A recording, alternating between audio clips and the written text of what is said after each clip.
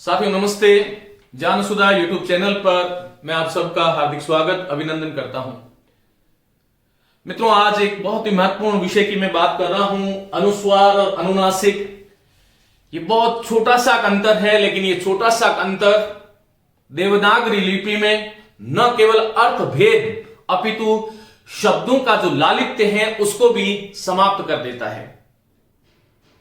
और परीक्षा की दृष्टि से यह जो विषय है ये बहुउपयोगी है। बहुत दिनों से विद्यार्थी कह रहे थे कि सर अनुस्वार और अनुनासिक पर बात करें, और मुझे लगा कि आज इस विषय को, क्योंकि हमारा शब्द शुद्धि का प्रकरण चल रहा है और इसी क्रम में मैं आज अनुस्वार और अनुनासिक की बात आप लोगों से करने वाला हूं। साथियों, तीन चीजें हैं, आप इन तीनों चीजों को एक बार ध्यान से देखें। एक है अनुस्वार, एक है अनुनासिक और एक है नासिक्य। पहली बात तो ये ध्यान रखें कि जब हम हिंदी वर्णमाला में मानक वर्णों की बात करते हैं तब 46 मानक वर्ण है और कुल वर्ण 52 है। उन 46 में से जैसा कि आप लोग जानते हो कि 33 व्यंजन हैं, 11 स्वर हैं और 2 वर्ण हैं जिसको हम अयोगवाह कहते हैं। मेरी बात को ध्यान से सुनिएगा। कुछ पुस्तकों में अयोगवाह वर्णों की संख्या, देखिए वर्णों के 3 भेद हैं और वर्णों की संख्या मानक 46 है और कुल वर्ण 52 है। यहां पर मैंने 5 प्रश्न एक लाइन में पूरे किए हैं।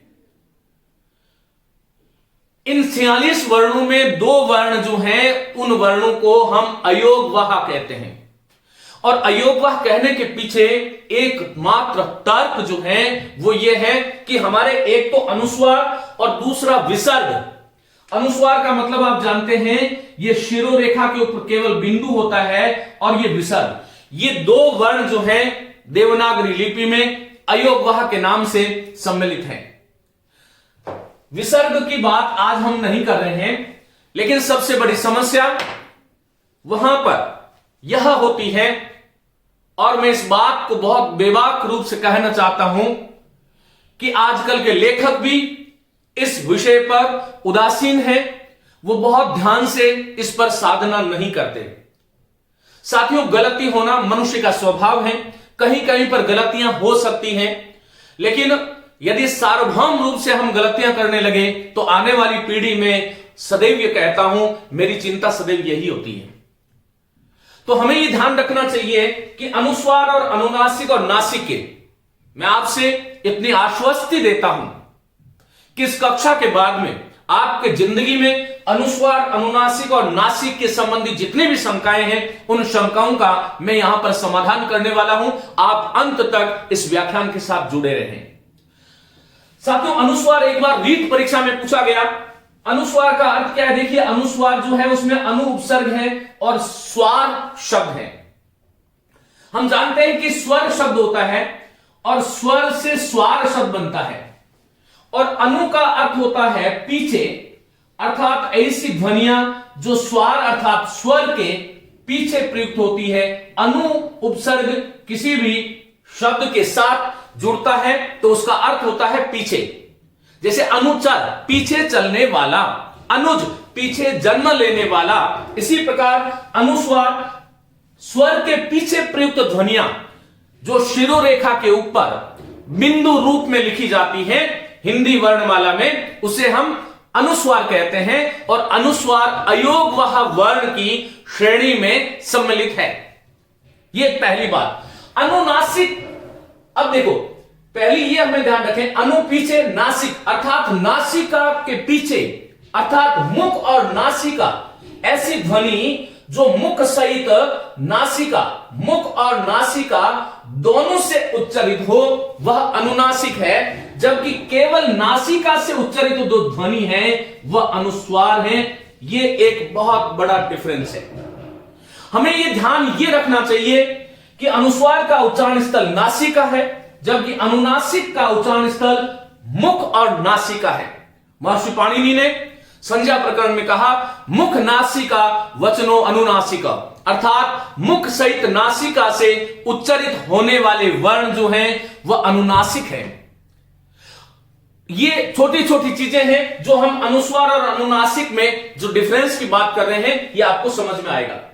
आपको ये ध्यान रखना चाहिए, मैंने अभी अभी कक्षा के आरंभ में ये कहा कि हिंदी देवनागरी वर्णमाला में वर्णों के 3 भेद हैं, स्वर, व्यंजन और अयोगवहा।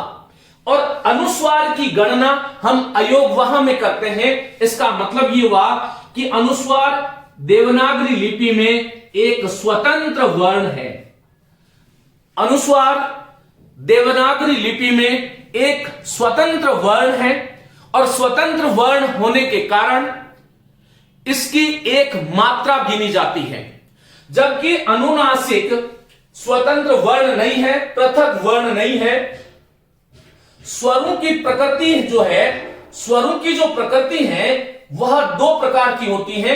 आगे मैं विस्तार से बात करूंगा। आप लोगों ने देखा होगा एक स्वर तो ऐसा होता है जिसको हम अ लिखते हैं और एक ऐसा होता है जिसके ऊपर चंद्र बिंदु, जिसको चंदा मामा हम कहा करते थे, इस प्रकार से लेखन होता है। तो ये वाला जो अ है इसको हम बोलते हैं निरनुनासिक या फिर अननुनासिक, और ये वाला जो है ये सानुनासिक अथवा अनुनासिक वर्ण बोलते हैं। वर्णमाला में मैंने इसको बड़ा विस्तार से पढ़ाया, आप वहां जाकर के इसको देख सकते हैं। तो हमें ये ध्यान रखना चाहिए कि अनुनासिक पृथक वर्ण नहीं है। मेरे साथ साथ लिख लें, हिंदी भाषा में अनुनासिक पृथक वर्ण नहीं है, ये स्वरों की प्रकृति होती है। एक स्वर को हम 2 प्रकार से लिख सकते हैं, इसके उच्चारण में भी कोई कालकृत भेद नहीं होता, जबकि अनुस्वार एक पृथक ध्वनि है, स्वतंत्र वर्ण है और अनुस्वार का उच्चारण स्थान नासिका होता है। यह हमें ध्यान रखना चाहिए। जैसे देखिए, अब हमें दूसरा कुछ एक महत्वपूर्ण चीज ये ध्यान रखनी चाहिए कि अनुस्वार की संख्या 5 होती है। अनुस्वारों की संख्या 5 होती है। साथियों, आप ऐसे समझो कि हमारे यहां पर 5 वर्ग है ना। व्यंजन वर्णों की जब हम बात करते हैं तो 5 वर्ग हम जानते हैं, क वर्ग, ट वर्ग, त वर्ग, प वर्ग और क वर्ग, क च ट त प, क वर्ग, च वर्ग, ट वर्ग, त वर्ग और प वर्ग। इन 5 वर्गों का जो पंचम वर्ण है जिसको हम क्या बोलते हैं, क ख ग घ ङ, एक तो यहां पर यह हमें सुधार कर लेना चाहिए।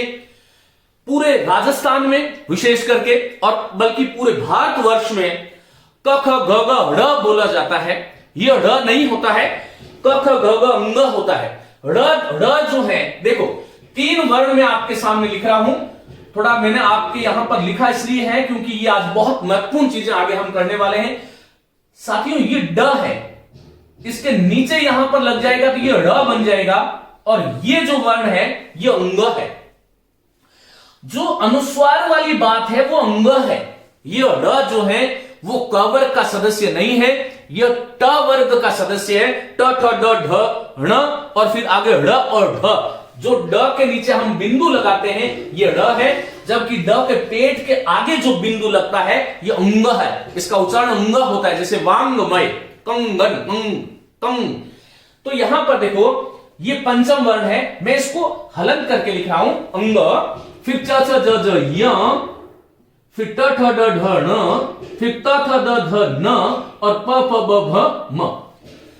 ये 5 वर्ण आपको ये समझना है। जो हमारे 5 वर्ग हैं उन 5 वर्गों के ये पंचम वर्ण है, और पंचम वर्ण जब बिंदु रूप में, इस शिरो बिंदु के रूप में ऐसे लिखे जाते हैं तब इसका नाम अनुस्वार होता है। यह हमें ध्यान रखना चाहिए। और मैंने अभी कहा कि स्वर के पीछे आने वाली ध्वनि, क्योंकि ये हमेशा ही बिंदु जो है कभी भी स्वर रहित वर्ण के ऊपर नहीं आता। ये एक और महत्वपूर्ण बात है जो आप लोगों को समझनी चाहिए। तो यहां पर ये 5 वर्ण है जो अनुस्वार है, जबकि अनुनासिक की संख्या 11 होती है। अनुनासिक की जो संख्या है वो 11 होती है। कैसे 11 होती है? हम जानते हैं कि हमारे स्वर होते हैं अ, आ, ये जो इस तरह से हम ई और उ, री, ए, आई, ओ और औ। ये जो 11 स्वर हैं, इसको जब मैं इस रूप में लिखता हूं, जिस रूप में अभी आप लिखे हुए देख रहे हैं, तो ये स्वर जो है अनुनासिक नहीं है, ये अननुनासिक, जिसे हम निरनुनासिक कहते हैं, ये है। लेकिन इस अ को जब मैं ऊपर चंद्र बिंदु लगा देता हूं, आ ई, यहां पर ऊ रिंग ए आई ओ औ। अब यहां पर देखो, ये अनुनासिक जो है इसका चिन्ह जैसा कि हम जानते हैं ऐसा वाला चिन्ह जिसे हम चंद्र बिंदु कहते हैं, लेकिन ये अनुनासिक कई बार केवल बिंदु के रूप में भी लिखा जाता है। कहां पर लिखा जाता है? जब जिस स्वर के ऊपर वर्तनी आ गई, जैसे अ आ ई, ये ई के ऊपर ये जो वर्तनी आ गई तो ये बिंदु है, लेकिन वास्तव में इसका नाम अनुनासिक है।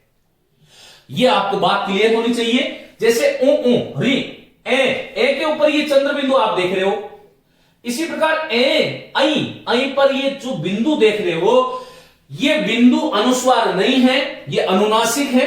और इसका नियम आपको ये ध्यान रखना चाहिए कि कोई भी स्वर जिसके शिरोरेखा से ऊपर जो वर्तनी, जिसे आप मात्रा कहते हैं, वस्तुतः वह वर्तनी है, यदि वर्तनी आ जाती है तो हम अनुनासिक के स्थान पर अनुस्वार अर्थात चंद्र बिंदु के स्थान पर बिंदु का प्रयोग करते हैं, लेकिन वस्तुतः वह ध्वनि जो है वह अनुनासिक ही कहलाती है, अनुस्वार नहीं। तो साथियों, ये हमें ध्यान रखना चाहिए।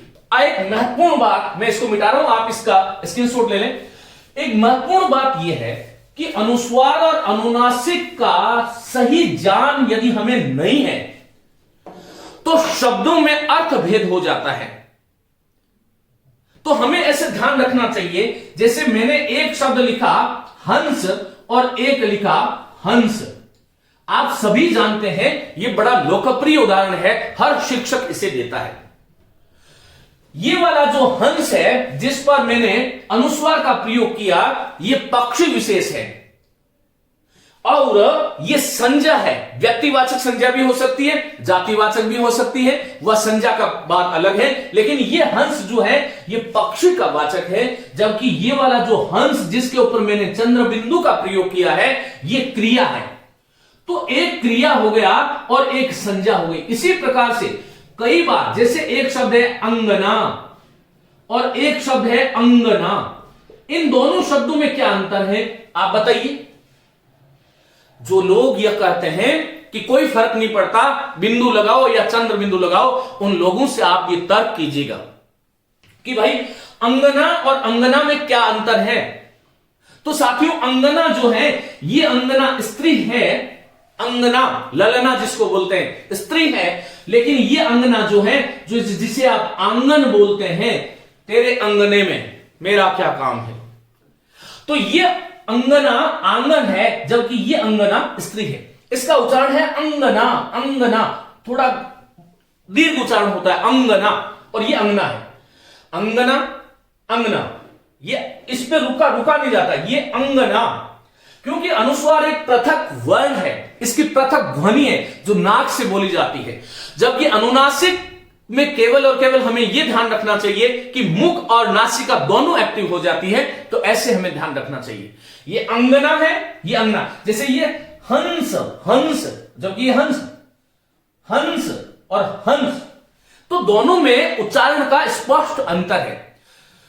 साथियों, कई बार मैं देखता हूं कि पीएचडी किए हुए विद्यार्थी भी छोटी छोटी चीजों का ध्यान नहीं रखते, ना और ही कर देते हैं, जबकि होता अनुनासिक का चिन्ह आएगा। यह भी ध्यान रखें, यह तद्भव शब्द है, यह अनुनासिक का प्रयोग यहां पर होना चाहिए।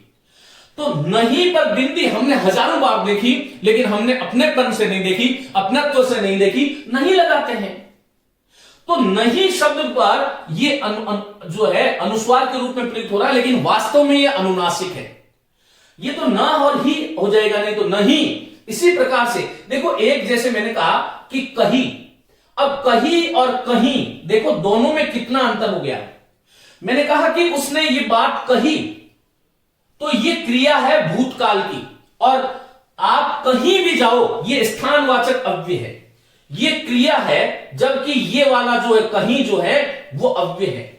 एक बिंदु से कितना अंतर पड़ जाता है, ये बात आपको ऐसे जान लेनी चाहिए कि जैसे मैंने कहा, एक लिखा मैंने है और एक लिखा है, ये जो है ये जैसा कि आप जानते हैं एक वचन में प्रयुक्त होगा, जबकि ये है जो है ये बहुवचन में प्रयुक्त होगा।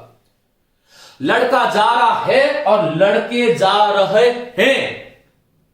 तो हमें ऐसे ध्यान रखना चाहिए। ये छोटी छोटी बातें हैं, लेकिन छोटी छोटी बातें, जैसे मैंने जो है एक शब्द बोल दिया वही, जैसे एक तो बोला वही और एक बोला वही, कितना अंतर हो गया। ये वही सार्वनामिक विशेषण है, ये वही बालक है जिसे मैंने जयपुर में देखा था, और वह पुस्तक वहीं रखी हुई है।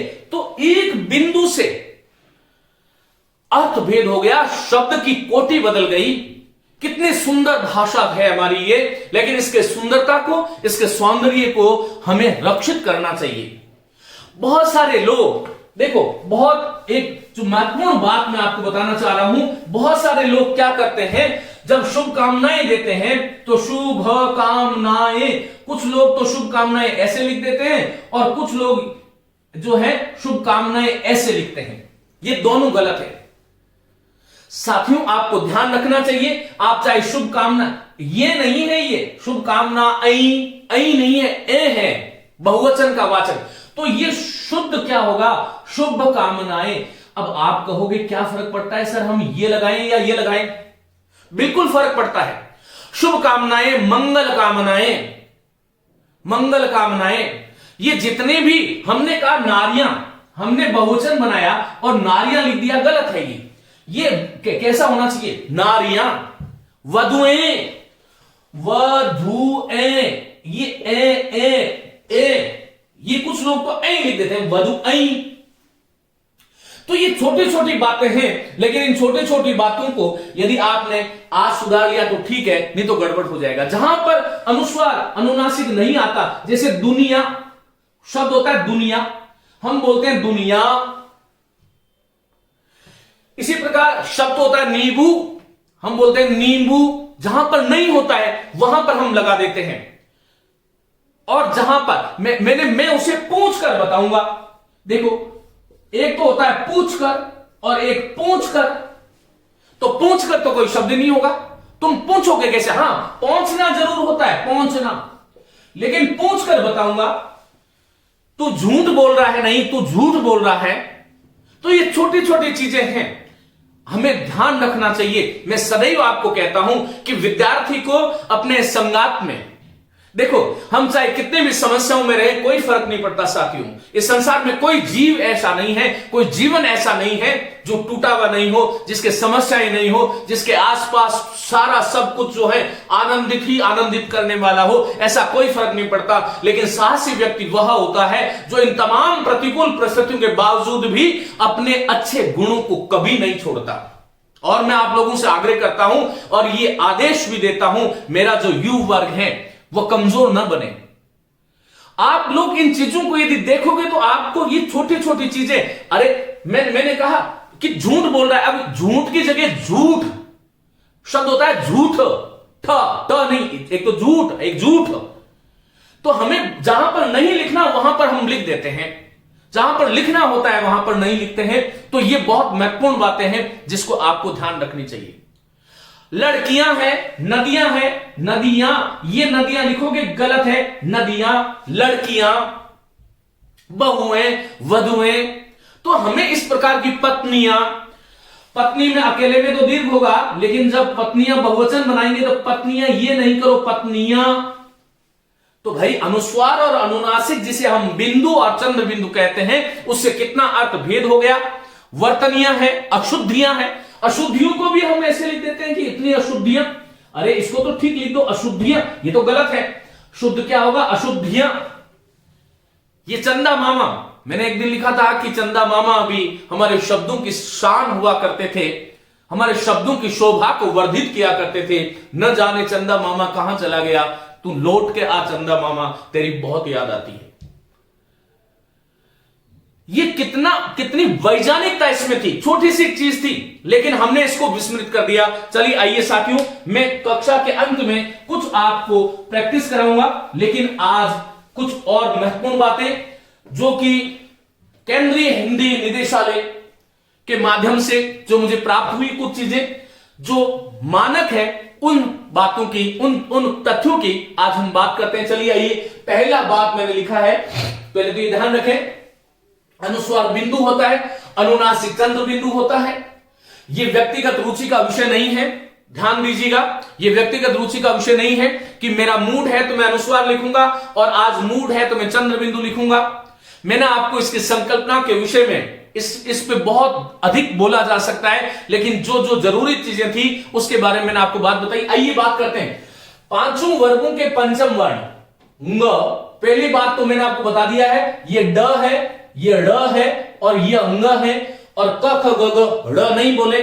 आज के बाद में जितने भी अभ्यर्थी, जितने भी विद्यार्थी, जितने भी प्रतियोगी और अपितु शिक्षक साथी भी सुन रहे हैं तो वो बोलते हैं, कई लोग अपवाद हैं इस चीज के कि क ख ग घ ड़, ये ड़ नहीं बोले, क ख ग घ ङ।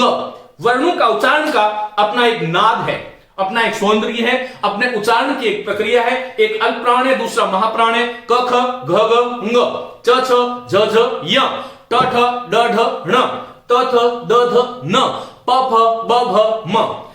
इसके भी आगे आजकल मैं देखता हूं कि जो कॉन्वेंट एजुकेटेड या कॉन्वेंट एजुकेशन के माध्यम से जो संचालित होने वाली जो विद्यालय हैं, उन विद्यालयों में पढ़ने वाले विद्यार्थी और शिक्षक केखे गेगेणे, चेचे जेजेणे सब न न न बोलते हैं। तो इसका भी हमें शोधन करना चाहिए। ये आज हम उच्चारण जो भ्रष्ट कर रहे हैं, देखिए हमारा प्रयास ये होना चाहिए। मैं ग्रामीण क्षेत्र से कृषक परिवार से आता हूं, तो कई जगह मेरा भी जो मातृभाषा है वो मुझे उस प्रकार के शब्दों को उच्चारित स्वयं में करा देती है। जब मैं चेतन होकर के बोलता हूं तो संभव है कि गलतियां कम होती है, लेकिन फिर भी मुझे ये ध्यान तो होना चाहिए कि मैं गलत बोल रहा हूं। तो इसकी आदत को आपको सुधारना है। तो साथियों, पांचों वर्गों के पंचम वर्ण, ये अंग है, वांगमय, कंगन, ये य है, च छ ज ज य, ये ण है, ये न हर में है, को जब बिंदु रूप में लिखा जाए तो ही अनुस्वार कहा जाएगा। ये ध्यान रखिएगा। जब ये आधे रूप में होते हैं अपने ऐसे, तो इनको बिंदु रूप में जब हम लिख देते हैं तभी इनका नाम अनुस्वार होता है, अन्यथा ये नासिक के होते हैं। ये भी ध्यान रखिएगा। मैं आपसे पूछता हूं कि मकान कैसा, मकान में देखो म और न इसी रूप में आए हैं, ये अनुस्वार नहीं है, अनुनासिक भी नहीं है, ये नासिक के हैं। कई बार परीक्षक आपसे ये पूछ लेता है कि निम्न में से किस में नासिक ध्वनि का प्रयोग हुआ है। इसी प्रकार मकान शब्द लिखा, इसी प्रकार मैंने एक शब्द लिखा, नगर शब्द लिखा, तो नगर में आया हुआ जो न है, जो पंचम वर्ण है, लेकिन ये नासिक के है, ये न हम बोलूंगा तो मैं न, लेकिन ये ध्यान रखिएगा कि जो है ये नासिक के हैं, ये अनुस्वार नहीं है। ये अनुस्वार का रूप तभी लेते हैं जब पंचम वर्णों को बिंदु रूप में लिखा जाए, अन्यथा ये नासिक के होते हैं। ये एक बात हो गई, मैं इसको मिटा रहा हूं, पहली बात को आप इसको नोट कर लें। चले, अब इसका उदाहरण मैंने दिया है कि कंगन, चंचल, घंटी, दंत और पंच। एक और महत्वपूर्ण बात जो हमें सीखनी चाहिए, देखिए कंगन को कई बार हमें पूछ लिया जाता है कि अनुस्वार का लेखन दूसरी प्रकार से भी हो सकता है। कंगन को कंगन लिखा जाता है। इसी प्रकार चंचल है, चंचल में ये च फिर आगे च आया तो ये य हो जाएगा। ये संधि नियमों में मैं भली भांति बता चुका हूं। घंटी को अनेक लोग ऐसे लिखते हैं, ये गलत है। ट की पीठ पर उसी वर्ग का पंचम वर्ण बैठेगा, ये आपको ध्यान रखना चाहिए। जो व्यक्ति जिसके साथ संगत करने के योग्य है वह उसी के साथ संगत करता है। कदाचित दुर्भाग्य से यदि आपके जीवन में कोई ऐसी असंगति हो भी जाए तो वो जल्दी ही आपसे चली जाती है। तो ये ध्यान रखो कि ट की पीठ पर ट वर्ग के साथ तो न ही आएगा, ट वर्ग के साथ और आप घंटी लिखोगे गलत है। जैसे मैंने कंठ लिखा तो कंठ इस तरह से लिखा, अब ये इसको मैं दूसरी तरह से कंठ लिख सकता हूं। लेकिन साथियों, मानक निदेशालय, हिंदी क्रियान्वयन निदेशालय ने एक जो नया संशोधन किया इसमें, वो आपके सामने ये रहा कि संयुक्त व्यंजन के रूप में जहां पंचम वर्ण के बाद सवर्गीय शेष चार वर्णों में से कोई वर्ण हो तो एक रूपता के लिए अनुस्वार का प्रयोग करना चाहिए।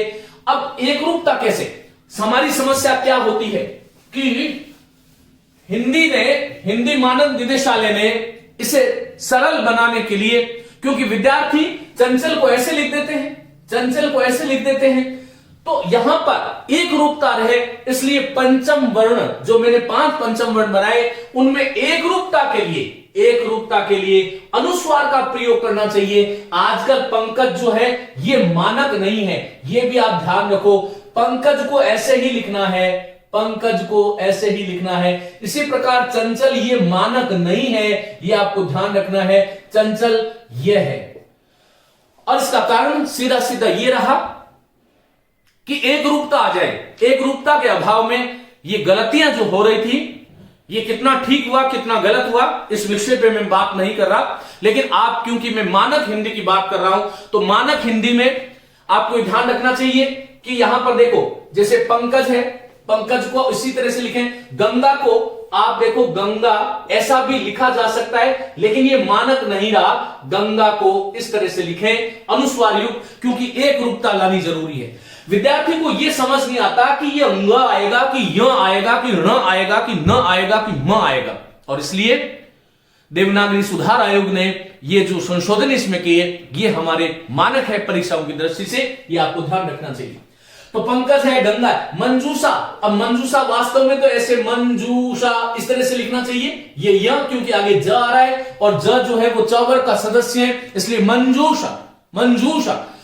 लेकिन यहां पर इसी तरह से लिखेंगे, कंठ है, संत है। संत को आप ऐसे लिख रहे हो, ये गलत नहीं है, लेकिन ये मानक जो है आजकल क्या कर दिया हमने, अनुस्वार का प्रयोग जो है वह सार्वभौम है, क्योंकि एक रूपता आ जाएगी, यहां पर किसी को कोई समस्या नहीं होगी।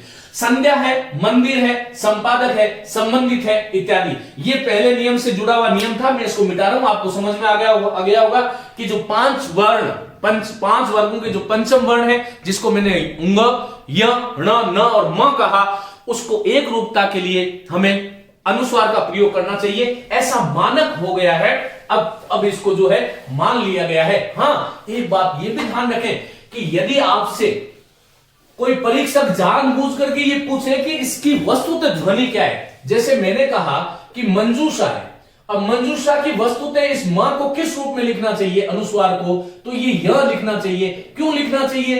क्योंकि ज आ रहा है। ज किस वर्ग का सदस्य है? च वर्ग का सदस्य है। संधि में मैं इस बात को विस्तार से पढ़ा चुका हूं, इसलिए आपको कहीं कोई शंका नहीं होनी चाहिए। तो ये मंजूषा, अब ये स्वीकृत है, ये अस्वीकृत है, ये अमानक है, यूं मान लीजिए आप। अब एक रूपता के लिए ऐसा कर दिया गया है। चलिए साथियों, लेकिन हां, इनका बोध होना जरूरी है। एक और महत्वपूर्ण बात मैं आपसे बताना चाहता हूं कि देवनागरी लिपि की संसार में कोई भी शब्द जिस पर आपको अनुस्वार दिखे और अनुस्वार युक्त पद का, शब्द का संधि विच्छेद यदि आपसे पूछ लिया जाए, तो दुनिया का कोई भी शब्द हो, ये बिंदु जो है वो हमेशा ही म का रूप धारण करेगा। जैसे मैंने घंटी का आपसे संधि विच्छेद पूछ लिया, तो आपको घम और टी ही करना है, भले ही घम का कोई अर्थ नहीं हो। जैसे संकट का पूछ लिया, तो संकट में तो सम उपसर्ग है, तो सम और कट ही करना है संधि विच्छेद। यदि मैंने चंचल का पूछ लिया, तो चम और चल करना है, भले चम का कोई अर्थ नहीं हो। लेकिन अनुस्वार युक्त पद जिसे हम बिंदु कहते हैं, बिंदु वाले पदों की संधि पूछी जाए, तो बिंदु हमेशा ही संधि की दशा में म का म, प फ ब भ म का रूप धारण करता है। ये बात ध्यान रखनी चाहिए। चलिए साथियों, तो ये एक बात थी जिसके बारे में हमने बात कर ली। चलिए अब देखो, जैसे मैंने यहां पर लिखा है कंगन, चंचल, घंटी, दंत, पंच। एक और महत्वपूर्ण बात मैं आपको बता देता हूं जो आपके बहुत काम की है। साथियों, अनुस्वार युक्त पद, यह ध्यान रखिएगा कि यदि किसी पद पर, किसी शब्द पर अनुस्वार अर्थात बिंदु लगा हुआ है, ये उस रूप को ध्यान रखना है, जो वर्तनी वाला ऊपर वाला, वो ध्यान रखना है। अनुस्वार और अनुनासिक जिस पर चांद बिंदु, जिसको चंद्र बिंदु हम कह रहे हैं, ये लगा हुआ है, तो अनुस्वार युक्त पद सदैव ही तत्सम शब्द होते हैं। ये बहुत बड़ी बात बता रहा हूं। हिंदी के किसी भी तद्भव शब्द में अनुस्वार का प्रयोग नहीं होता। आप ठीक सुन रहे हैं, ठीक समझ रहे हैं, हां ऐसा ही होता है। अनुस्वार, जहां भी अनुस्वार वाली बिंदी का प्रयोग हो रहा है, जिसे हम बिंदु कह रहे हैं शिरोरेखा के ऊपर, वह शब्द तत्सम होते हैं। और अनुनासिक हमारी देवनागरी में सदैव तद्भव होंगे। आज तक इस पूरी देवनागरी लिपि में करोड़ों शब्दों में कोई ऐसा शब्द नहीं है जिसके ऊपर चंद्र बिंदु लगा हो और आपसे पूछे वो कैसा शब्द है, तो चंद्र बिंदु वाले शब्द सदैव ये ध्यान रखना ये तद्भव शब्द होंगे, कभी भी तत्सम नहीं होते, ये आपको ध्यान रखना है। चलिए साथियों, तो यहां पर देखो जैसे मैंने कहा दंत, तो दंत पर जो है अनुस्वार लगा हुआ है। दंत से मैं दांत बनाता हूं तो ये अनुनासिक हो गया। पंच से मैं पांच बनाता हूं तो ये अनुनासिक हो गया। मैंने आपसे पूछा कि हंस, केवल ये क्या है, तो जो तत्सम है, और मैंने पूछा हंस क्या है, तो ये तद्भव है। जैसे मैंने अंगना और अंगना के विषय में मैंने आपको बताया था, वैसे ही आपको ध्यान रखना चाहिए कि अनुस्वार युक्त पद तत्सम होते हैं, अनुनासिक युक्त जिस पर चंद्र बिंदु कह रहे हैं वह तद्भव होते हैं। ऐसी जानकारियां आप यदि एक एक शब्द के साथ सीखोगे तो आपको ध्यान रखने, धीरे धीरे धीरे धीरे आपका महात्म्य, जो भाषिक महात्म्य जो है वो रक्षित होगा, संरक्षित होगा। समाज में भी इन चीजों को आप लेके जाएं, अपने साथियों को बताएं, अपने हम उम्र विद्यार्थी जो आपके साथ तैयारी कर रहे हैं उनको बताएं कि अनुस्वार युक्त पद तत्सम होते हैं। साथियों, मैंने आपको बताया दंत से दांत, पंच से पांच, कोई भी शब्द, जैसे मैंने कहा, मैंने कोई भी शब्द लिखा, मैंने लिखा आंव कैसा शब्द है, आंव, तो आंव अनुनासिक आ गया। पांव कैसा शब्द है, तद्भव है। गांव कैसा शब्द है, तद्भव शब्द है। चांद से चांद, चंद्र, चंद्र, चंद्र शब्द था, इस तरह से लिखा जाता है आजकल, चंद्र से चांद बन गया, ये क्या है, तद्भव है। चंद्र क्या है, तत्सम है। क्यों है, क्योंकि अनुस्वार का प्रयोग हुआ है। अनुस्वार युक्त शब्द संपदा तत्सम होती है, अनुनासिक युक्त शब्द संपदा देवनागरी में तद्भव होती है, इसमें कोई संदेह नहीं है। आगे बात करते हैं, इसका स्क्रीनशॉट ले लें। साथियों, अनुस्वार जो है मैं अभी बता चुका हूं आपको कि अनुस्वार जो है वो स्वर एवं व्यंजन से पृथक ध्वनि है। ये बहुत महत्वपूर्ण बातें हैं, कई बार राइट रॉन्ग स्टेटमेंट में आ जाती है। यदि मैं आपसे पूछूं कि अनुस्वार क्या पृथक वर्ण है देवनागरी में, तो बिंदी पृथक वर्ण है, क्योंकि इसका अर्थ होता है, मैंने अभी आपको कहा, मैंने कहा वही व्यक्ति है, और वही देखो केवल बिंदु लगने से ये जो है इन शब्दों का अर्थ बदल गया, ये आप ध्यान रखिएगा। जैसे मैंने कहा कस क्या है, कसना क्रिया, और मैंने कहा कंस, तो ये क्या हुआ, ये देखो इनका अर्थ भेद हुआ कि नहीं हुआ। तो ये अनुस्वार जो है वो पृथक ध्वनि है, पृथक वर्ण है, पृथक इसका अर्थ होता है, ये आपको ध्यान रखना चाहिए। जैसे मैंने कहा ये क्या है, बोलो ससार, ससार, ससार, और मैंने बोला संसार, संसार, तो ये ससार और संसार। इसी प्रकार से मैंने बोला सास और सांस, तो यहां पर देखो ये सांस और ये सांस, अर्थ भेद हुआ कि नहीं हुआ। तो आपको ऐसे ध्यान रखना चाहिए कि अनुस्वार जो है वो स्वर एवं व्यंजन से पृथक ध्वनि है, जबकि अनुनासिकता स्वरों का ही गुण है। स्वरों का गुण इसलिए है कि अनुनासिक जो है देवनागरी लिपि में पृथक वर्ण नहीं है, ये आपको बात ध्यान रखना है। आगे चलता हूं, चलिए आगे की जो बात है, अनुस्वार का उच्चारण स्थल जो है वो केवल नासिका है। अनुस्वार नासिका से बोला जाता है। जैसे मैं बोलता हूं हंस, हंस बोलूंगा तो केवल मुख से होगा, और हं जब तक नासिका से नहीं होगा, जब तक हंस नहीं बोल सकता, ये ध्यान रखिएगा। लेकिन अनुनासिक का जो विधिवत उच्चारण है वो मुख और नासिका दोनों है, ये ध्यान रखिएगा। अनुस्वार केवल नासिका है, अनुनासिक मुख और नासिका दोनों है। अनुनासिक युक्त शब्द तद्भव की श्रेणी में आते हैं, जबकि अनुस्वार युक्त शब्द जो है वो तत्सम शब्दों की श्रेणी में आते हैं, गिने जाते हैं। ये मैं बात बता चुका हूं। ये चलिए आगे की बात हम करते हैं। साथियों, जैसे मैंने कहा चांद, हम जानते हैं कि चंद्र था, चंद्र से चांद बन गया। पंचम था पंच, पंच से पांच बन गया। दंत था, दंत से दांत बन गया। ग्राम था, गांव बन गया। यहां पर हंसना, हिंदी की जितने भी क्रियाएं हैं ध्यान रखिए, हंसना, ऊंघना, ये जितने भी क्रियाएं जो हिंदी की क्रियाएं हैं सारी की सारी तद्भव है, ये आप ध्यान रखो। तो ये जैसे मैंने चांद, पांच, दांत, गांव, इसका चंद्र, पंच, दंत और ग्राम, ये तत्सम है ऊपर वाले, ये इसके तद्भव है। हंसना, उंगली, देखो हमारी संस्कृत में अंगुली, अंगुली संस्कृत का है, तत्सम है, परंतु अंगुली जब है उंगली बन जाती है तो ये तद्भव हो जाता है। और उंगली को आप ऐसे नहीं लिखें, ये ध्यान में, कुछ लोग तो उंगुली इस प्रकार से भी प्रयोग करते हैं।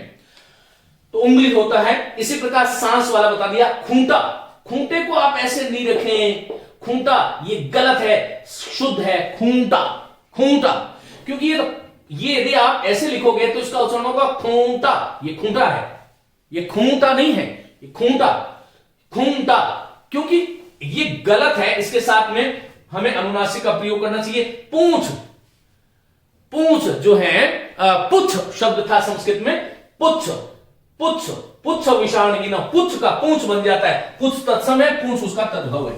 मांड, कांटा, बांधना, कांपना, सांप, आंख, ऊंट, आंख को ऐसे नहीं लिखें। अरे इससे आगे आप मां को ऐसे लिखते हो तो मां वाली फीलिंग कहां आती है, वो भाव कहां आते हैं? मां को तो हृदय से बोलिए मां। तो ये कहने का मेरा मतलब ये है कि जहां पर जो चीजें जिस रूप में आती हैं हमें उसी रूप में उसका महात्म्य रक्षित करना चाहिए। ऊंट है, अंधेरा है, अंधेरा, अंधेरा, देखो ये अंध, अंध, ये इसका अलग उच्चारण, ये अध, अंध, तो इसका अनुस्वार लगने से उस वर्ण जो है वो गुरु हो जाता है छंद शास्त्र में। अभी का विषय नहीं है लेकिन मैं बता रहा हूं आपको, ये अंध, अंध है, ये अंधेरा है, ये अंधेरा नहीं, अंधेरा, अंधेरा, तो ऐसे हमें ध्यान रखना चाहिए। अब यहां पर एक और महत्वपूर्ण बात जो मैं बता चुका हूं, बता करके आया हूं, देखिए क्या है कि यदि शिरोरेखा के ऊपर, शिरोरेखा के ऊपर यदि वर्तनी हो, वर्तनी हो तो चंद्र बिंदु अर्थात ये जो चांद मामा है के स्थान पर केवल बिंदु लगाया जाएगा। जैसे मैंने आपको, बहुत महत्वपूर्ण बात है ये, जैसे गेंद है, अब गेंद में आपने पूछे कि भाई साहब ये तो अनुस्वार है, अनुस्वार फिर तो तत्सम आपने बताया, लेकिन ये ध्यान रखना मैंने अभी आपको आरंभ में कहा था कि अनुनासिक बिंदु रूप में भी प्रयुक्त होता है। कहां पर? जहां किसी वर्ण के शिरोरेखा के ऊपर वर्तनी जिसे आप मात्रा कहते हैं, तो फिर वो, क्योंकि गेंद को अब ये इस तरह से लिखोगे तो ये अजीब सा लगेगा, इसलिए गेंद को सीधा सीधा इस तरह से, यहां पर अनुस्वार दिख रहा है आपको, लेकिन वस्तुतः ये यहां इस गेंद में आया हुआ जो अनुस्वार है, बिंदु जो है, ये अनुनासिक का प्रतिनिधित्व कर रहा है, अनुनासिक ही माना जाएगा। तो गेंद है, भैंस है, गौम है, 34, 34 नहीं होता है 34, ये 34 में भले ही बिंदु दिखाई दे रहा है आपको, लेकिन साथियों ये चंद्र बिंदु है, चंद्र बिंदु का प्रतिनिधित्व कर रहा है, क्योंकि इस तरह से बड़ा अजीब सा जो है ये हो जाता, इस तरह से ध्यान रखो। तो ये था गौन था 34। इसी प्रकार एक कुछ लोग में लिख देते हैं, में लिख देते हैं, जैसे मछली तालाब में, अरे भाई में तो कुछ होता ही नहीं, में देखो में, ये क्या है में, ये क्या है में, ये में और में। इसी प्रकार यहां पर में, ये तो अधिकरण का चिन्ह है, और ये में स्वयं निज के लिए कहते हैं। स्वयं में भी क्या करते हैं, आ गया तो बता देता हूं, स्वयं है। अब स्वयं में हम क्या करते हैं, ये लिखा और कहीं भी अनुस्वार टिका देते हैं, कुछ लोग यहां, कुछ लोग यहां, कुछ लोग यहां, कुछ लोग यहां।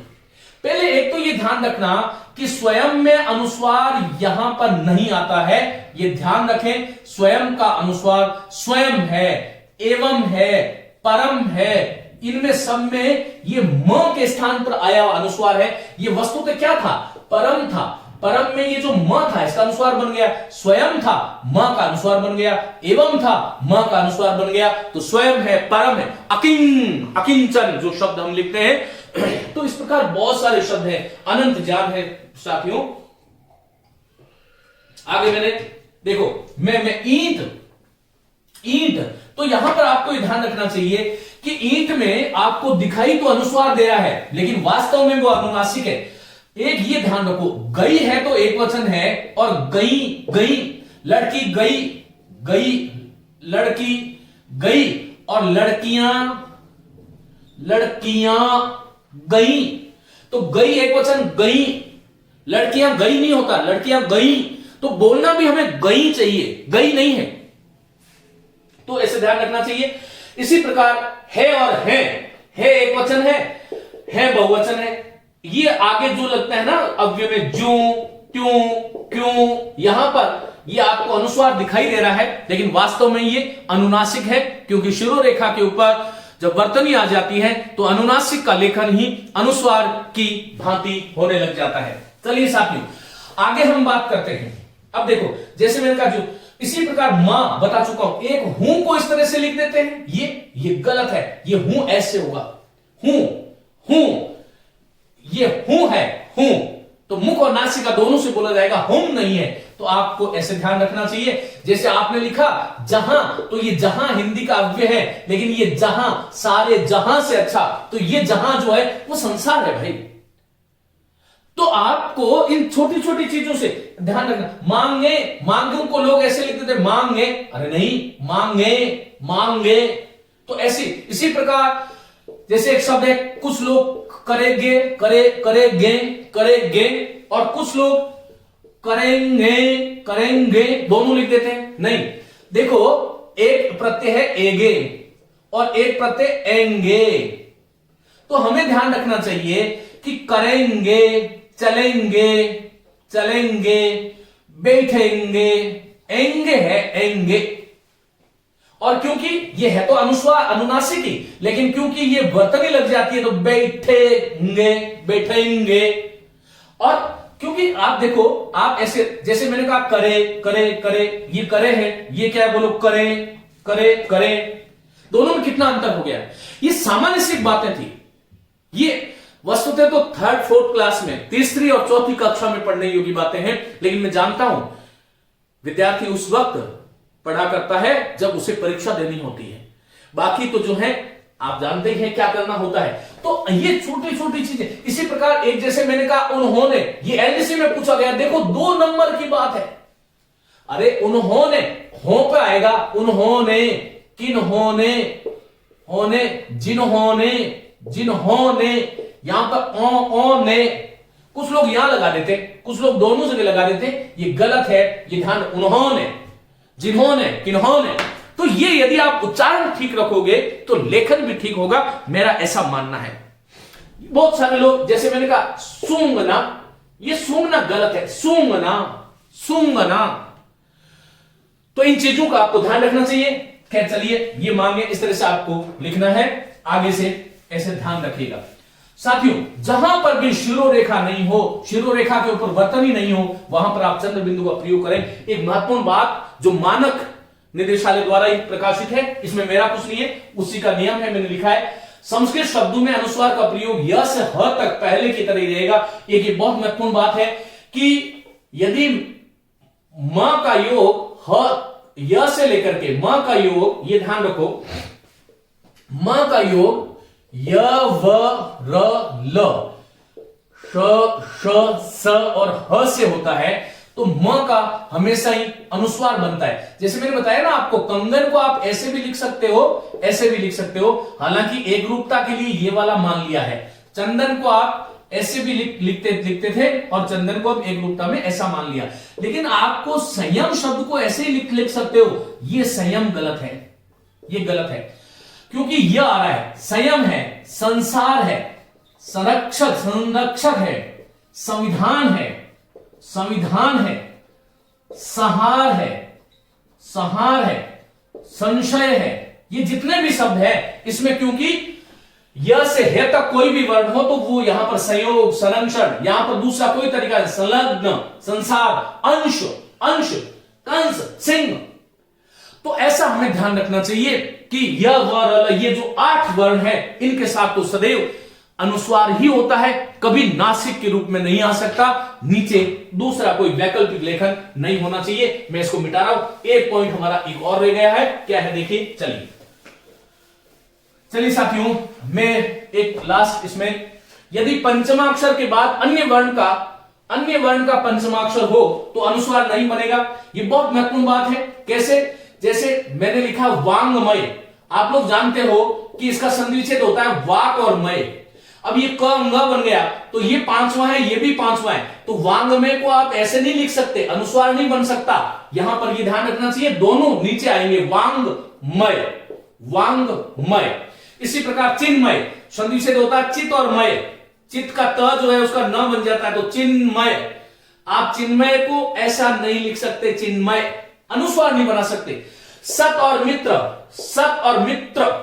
तो यहां पर क्या बनेगा बोलो, सन्मित्र। तो यहां पर अनुस्वार का प्रयोग नहीं कर सकते। जब एक वर्ण में दो भिन्न भिन्न पंचम वर्णों का प्रयोग हो जाए तो वहां पर अनुस्वार नहीं बनाना चाहिए। उन्मुख है, उद और मुख से उन्मुख बनता है। एक और महत्वपूर्ण बात जो हमें जाननी चाहिए, यदि ये पंचमाक्षर द्वित्व रूप में आ जाए तो उनका कभी भी अनुस्वार नहीं होता। ये ध्यान रखो। सम्मेलन को आप ऐसे नहीं लिख सकते, ये गलत है। सम्मेलन में दो न आ रहा है, उन्नयन में दो न है, अन है, सम्मिलित है। ये जितने भी शब्द हैं, उन्मुख है, अन है, तो यहां पर डबल नहीं लिखना पड़ेगा। उन्नयन में डबल नहीं होगा। सम्मेलन, सम्मिलित, सम्मति, सम्मति ऐसा ही लिख सकते हो, सम्मति ऐसा नहीं लिख सकते। यदि वर्ण द्वित्व रूप में दो बार यदि इसका प्रयोग हो रहा है तो वहां पर हमें किसी प्रकार का कोई जो है अनुस्वार का प्रयोग नहीं करना चाहिए। अब कुछ चीजें हैं जिनको मैं लिख रहा हूं। देखिए, बहुत सारे विद्यार्थियों के पास ये पुस्तक हिंदी व्याकरण वाला मेरी होगी, आप लोग इसमें देखिएगा। जैसे मैंने कहा, एक तो जैसे कुछ शब्द हैं जिनको मैं शुद्ध रूप आपके सामने लिख रहा हूं। गंवार लिखें, गंवार नहीं लिखें, ये ध्यान रखिएगा। इन सभी शब्दों में जो अब लिख रहा हूं इसमें अनुनासिक का प्रयोग होगा। गंवार है, इसी प्रकार चांटा नहीं होता, चांटा नहीं होता, चांटा नहीं, चांटा लिखें, ये ध्यान रखिएगा। कांटा नहीं होता, ये गलत होंगे, कांटा ही इसका शुद्ध होगा। तो इसी तरह से ध्यान रखें। अब आगे केवल शुद्ध रूप लिखता हूं। पहुंचा में, पहुंचा में अनुस्वार नहीं लिखें, अनुनासिक लिखें, पहुंचा है। इसी प्रकार मैंने कहा वहां है, आप कृपा करके आज के बाद में जहां है, कहां है, ये वहां, जहां, कहां जितने भी हैं इनमें आपको इसी प्रकार से आपको लिखना पड़ेगा। इसी प्रकार ऊंट, कुछ लोग ऐसा लिख देते हैं, ये गलत है। ऊंट मत बनिए, मनुष्य रहिए, ऊंट लिखें, ऊंट। तो आपको इनका आप स्क्रीनशॉट लेते जाएं। ये शुद्ध शुद्ध जहां पर भी है मैं आपको कुछ लिखा रहा हूं। इन शब्दों में सदैव अनुनासिक का प्रयोग करें। कहानियां हैं, इसी प्रकार फांसी इस प्रकार से लिखें, अनुस्वार का प्रयोग यहां पर नहीं करें, फांसी लिखें। इसी प्रकार गायिकाएं लिखें, गायिकाएं, अनुनासिक का ही प्रयोग यहां पर आपको करना चाहिए। यह आपको ध्यान रखिएगा। कुछ चीजें जो फटाफट आप लिखिएगा इस कक्षा में। मात्राएं शब्द का प्रयोग करें, मात्राएं, यहां पर अनुनासिक का प्रयोग होगा। इसी प्रकार भांपना नहीं होता, भांपना गलत है, भांपना अनुनासिक का प्रयोग करें, पहुंच हो गया। भांति नहीं होता, भांति का प्रयोग करें। हां, यह भी ध्यान रखें, भ्रांति में भ्रांति होगा क्योंकि यह संस्कृत का है तत्समय और ये भांति है, तो भांति भांति के लोग। इसी प्रकार आपको, जैसे मैंने कहा, एक जैसे हम लोग कहते हैं करूंगा, करूंगा, ये गलत है। शब्द होता है करूंगा, करूंगा, करूंगा नहीं होता, करूंगा। इसी प्रकार हम लिखते हैं आऊंगा, ये गलत है। इस प्रकार आऊंगा लिखें। चलूंगा नहीं लिखें, आज के बाद में चलूंगा लिखें। इस कक्षा का ये महत्व यदि आपने सीखा और आज के बाद में अपने जीवन में इन शब्दों का यदि शोधन किया तो ये मेरी जो साधना है ये निश्चित रूप से फलित होने वाली है। इनका कोई शुल्क नहीं है साथियों। मेरे मन में मेरा स्वप्न है, मेरा साथी, मेरा युवा वर्ग सदैव आगे बढ़े और गलतियां कम से कम। जैसे मैंने कहा कि बनाऊंगा, घर बनाऊंगा, ये गलत है, बनाऊंगा। इस प्रकार से आप लिखें, बनाऊंगा। इसी प्रकार खाऊंगा, खाऊंगा, इस प्रकार से आप लिखें, खाऊंगा। ऊंगा, ऊंगा प्रत्यय में सब में ऊंगा, ऊंगा, ऊंगा, ऊंगा, ऊंगा, ये रू बड़ा है, करूंगा। तो इस तरह से आपको ध्यान रखना चाहिए। इसी प्रकार कुछ लोग लिख देते हैं जैसे ऋतुएं, ऋतुएं गलत है, ऋतुएं इस तरह से आपको लिखना है। और कंटीला को ऐसे लिख देते हैं कंटीला, ये वस्तुतः कंटीला होता है, ये आपको ध्यान रखना है। आम, गांव, ये बता चुका हूं, गांव। इसी प्रकार एक शब्द है चूंकि, चूंकि ये शुद्ध है, ये ध्यान रखिएगा। इसका और कोई विधान दो लिखने का जो है वो नहीं है, चूंकि होगा। इसी प्रकार मूंडना, मूंडना, सिर मूंडना, मूंडना शब्द का प्रयोग इस प्रकार से आप करें। भाषाएं, भाषाएं, तो ऐसे आपको ये अनुनासिक का प्रयोग इसमें करना चाहिए। इसी प्रकार मैंने कहा कि मेरा मित्र मुझे देख करके हंसा, हंसा, हंसा, हंसा नहीं, हंसा, हंसा, ये हंसा है, ये हंसा है, हंसा, हंसा। तो यहां पर ऐसा हमें ध्यान रखना चाहिए। मैं इसको मिटा रहा हूं, आप इसका स्क्रीनशॉट ले लें। कुछ शब्द जो बहुत महत्वपूर्ण है जिसमें अनुस्वार का प्रयोग करना चाहिए, अनुनासिक का प्रयोग नहीं करना चाहिए। वो कौन कौन से शब्द हैं जिनमें अनुस्वार का प्रयोग आपको करना चाहिए? चलिए फटाफट मेरे साथ आप लिखिएगा। आनंद में आपको इस प्रकार से लिखना है। एक बहुत महत्वपूर्ण बात बीच में बता देता हूं, लोग गांधी जी को सजा करके लिखाते हैं, गांधी लिख देते हैं, ये गलत है। शुद्ध शब्द गांधी है, क्योंकि ये मूल शब्द गंदिन था, और गंदिन से जो गांधी जो है उसका प्रथमा का एक वचन है, तो गांधी तत्सम शब्द है, ये आपको ध्यान रखिएगा। हाँ, लेकिन आंधी में आपको ऐसा लिखना है, आंधी, आंधी की तरह गांधी को सजाइए मत, ये अच्छा लगेगा। इसी प्रकार से कुछ लोग इस प्रकार लिख देते हैं दायां बायां, ये गलत है। अरे भाई, दा पर नहीं आएगा, दायां दायां। इसी प्रकार बायां, तो दायां बायां। कुछ लोग इसी प्रकार इसका बहुवचन हो जाएगा दाएं बाएं, इस प्रकार से।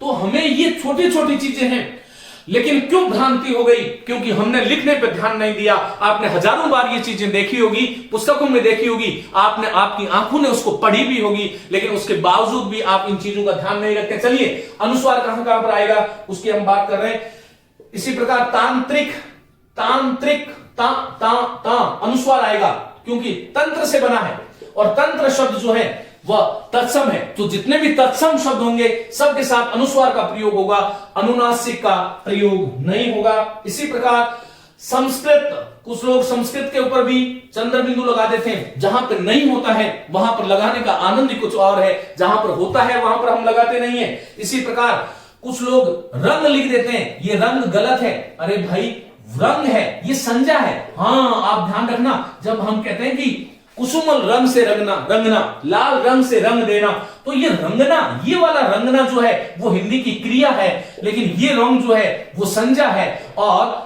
ये जो रंग है वो रंग जो है उस पर अनुस्वार का प्रयोग होगा, रंगना पर जो है अनुनासिक का प्रयोग होगा, ऐसा भी ध्यान रखें। इसी प्रकार ये आपकी संज्ञा रही, संज्ञा, संज्ञा, आप इसको संज्ञा बोलते हैं, उससे कोई फर्क नहीं पड़ता, खैर संज्ञा। और गंगा शब्द बता चुका हूं मैं आपको। मंडल शब्द इस प्रकार से लिखें, मंडल, अनुस्वार का प्रयोग होगा। जैसे मैंने कहा राजतंत्र, तो तंत्र पे तो हमेशा अनुस्वार, राजतंत्र हो, चाहे लोकतंत्र हो, प्रजातंत्र हो, कोई भी तंत्र हो, तंत्र में यही आएगा। आपको यह भी ध्यान रखना है, मैंने आपको एक शब्द बताया होगा, अंगना। ये अंगना स्त्री है और ये अंगना आंगन है, तो अर्थ भेद भी वहां पर, जैसे हंस और हंस वाली जो बात थी उससे यहां पर। इसी प्रकार कुछ लोग साय लिख देते हैं, ये गलत है साथियों। ये संस्कृत का शब्द है, सायम शब्द था, और सायम शब्द में म का प्रतिनिधित्व करता है अनुस्वार, तो शब्द बनता है सायम, सायम। इसका उच्चारण भी आपको इसी तरह से करना है। इसी प्रकार से शब्द होता है आंशिक, आंशिक में अनुस्वार का प्रयोग करें। और चंद्रिका, चंद्रिका में आप चंद्र बिंदु मत लगा देना, चंद्रमा में मत लगाना। अरे चंद्रमा संस्कृत का शब्द है, तत्सम जिसे हम कहते हैं, तो चंद्रमा ये गलत है, ये चंद्रमा गलत है, ये चंद्र गलत है, देखो। लेकिन चांद ठीक है, ये गलत, ये गलत, ये लिखो, ये लिखो, ये लिखो, ये ठीक है। चांद को यदि आप ऐसे लिखोगे तो ये गलत हो जाएगा, ऐसा आपको ध्यान रखना चाहिए। इसी प्रकार जैसे हमने कहा अपभ्रंश, तो अपभ्रंश को आपको ऐसे ही लिखना है, अनुनासिक का प्रयोग वहां पर आपको नहीं करना है। तो ये कुछ बहुत महत्वपूर्ण, एक दिनांक शब्द को दिन और अंक से बनता है, तो अनुस्वार का प्रयोग होगा दिनांक में। इसी प्रकार मंत्री है, जंत्री है, इस प्रकार इन शब्दों में भी ये प्रयोग होगा, ये इस तरह से ध्यान रखें। एक अंक जो संख्या वाला अंक है, इसमें भी अंक का प्रयोग होगा। अंधा शब्द है, तो इस प्रकार से बहुत सारे शब्द हैं जो महत्वपूर्ण जो शब्द थे उनके बारे में आज हमने बात करी।